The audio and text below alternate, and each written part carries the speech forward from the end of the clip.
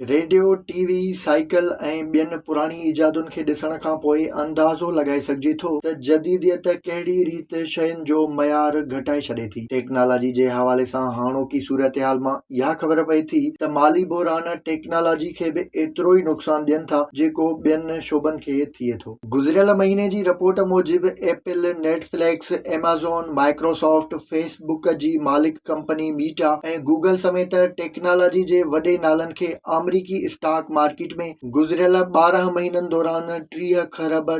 खां वधीक नुक़सान थियो आहे, जंहिंखां पोइ ई कॉमर्स कंपनी एमेज़ॉन सॼी दुनिया अंदरि पंहिंजे अमले में 1 लख खां मथे घटिताई आंदी, जॾहिं त सभ खां वधीक अमले जी घटिताई फेसबुक जी मालिक कंपनी मीटा कई आहे, जंहिं 11,000 वर्करनि खे नौकरियुनि तां कढी छॾियो, जेकी उन्हनि जे सॼे अमले जे अधु जेतिरा आहिनि। जंहिं बाद दुनिया जे ॿिनि वॾे समाजी राब्तनि वारे प्लेटफॉर्म्स फेसबुक ऐं ट्विटर जे मुस्तक़बिल बाबति सवाल उथण शुरू थी विया आहिनि त ईंदड़ वक़्तु इन्हनि जी बका लाइ कीअं साबित थींदो। जारी कयल अंगनि ऐं अखरनि मां त इहो अंदाज़ो थिए थो त टेक्नोलॉजी वारे कारोबार में घटि पैसो लॻायो पियो वञे ऐं सोशल मीडिया ते इश्तिहार ॾियण वारे अमल में वॾी लाथ आई आहे। एलोन मस्क जे ख़रीदण खां पोइ ट्विटर खे बि स्टॉक मार्केट मां ख़तमु कयो वियो आहे, जॾहिं त नए मालिक जे फैसलनि जे करे ट्विटर खे बि साॻे ई चैलेंजिस सां मुंहुं ॾियणो पइजी रहियो आहे, जेकी अॻुवा टई इम्कानी तौर ज़ाहिर कया विया हुआ। कुझु माहिरनि जो त इहो चवणु आहे त सोशल मीडिया कंपनियूं बि कुदरती लाइफ साइकिल जो हिसो आहिनि, जिन में इंसाननि वांगुरु घटि वधाई का नई ॻाल्हि नाहे, जंहिंमां